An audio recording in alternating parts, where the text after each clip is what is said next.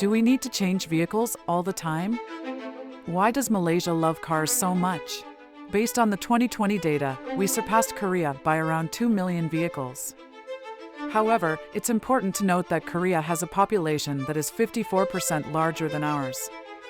Fast forward to the present day, and the number of vehicles in Malaysia has exceeded the country's population, with 47.3% of the total being cars and 46.6% being motorcycles.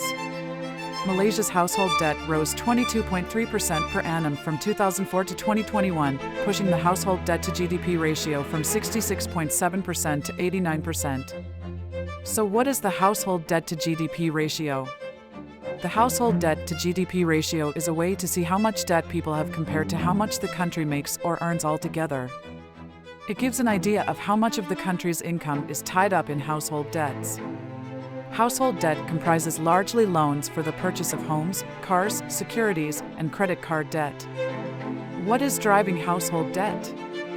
Housing makes up the majority of household debts, comprising approximately 58%. But, upon closer examination, the root of the issue may not be in real estate, but rather in the motor and transport sectors, which could be attributed to the history of our national car project. Cars are assets that lose their value rapidly as soon as they are driven out of the dealership.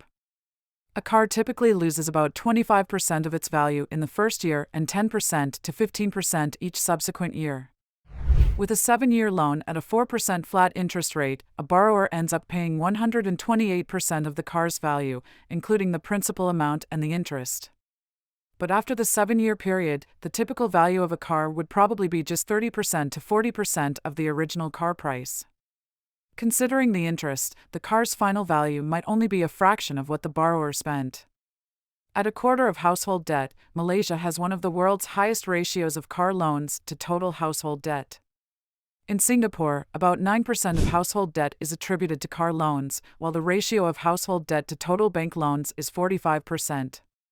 Compared to Singapore, the US, Hong Kong, and Thailand, Malaysia has a significantly higher proportion of car loans in relation to household debt.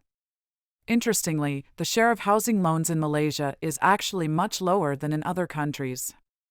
This suggests that cars, not properties, might be the primary cause of the issues. Why do we love cars? Why are Malaysians borrowing so much money just to have depreciating value cars? Are we such a car-loving community?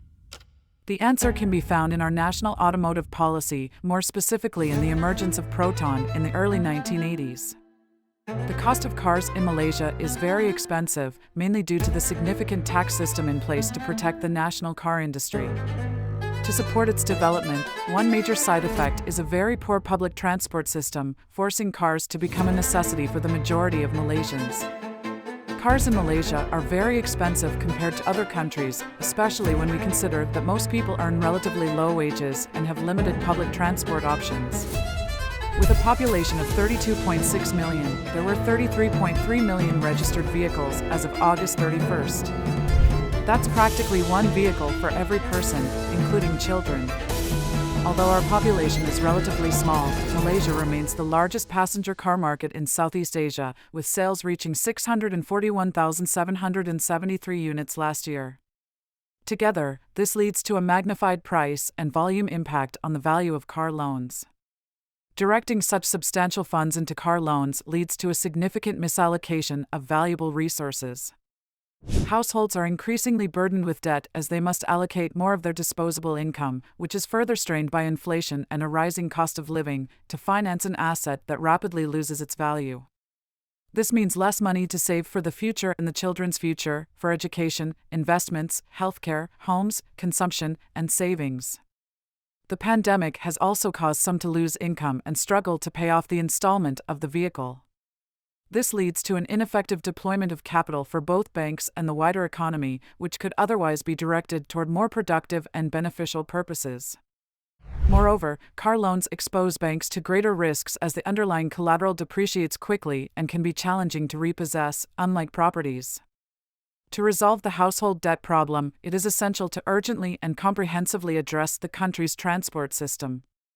A well-functioning public transport system is crucial to our goal of becoming a developed nation. For consumers, it will remove the pressure of taking out substantial loans for cars that are nearly as expensive as homes but lose their value quickly within a decade. My experience, if you want to park your car at some low-cost flats, you often have to park all the way on the main road and walk back to the flat. It's surprising to see so many cars parked there without moving, like, rotting there. Some flats like it best. Cars double park with no handbrakes engaged. If you need to drive out, you just push the car in front to make way. What's even weirder is that during working hours when everyone goes to work, there are still a lot of cars parked there. Well, this is just my personal experience lah. I'm not here to, discriminate anyone lah. Alright guys, if you like this video, please hit the like button and subscribe button. Thank you very much for your support. See you.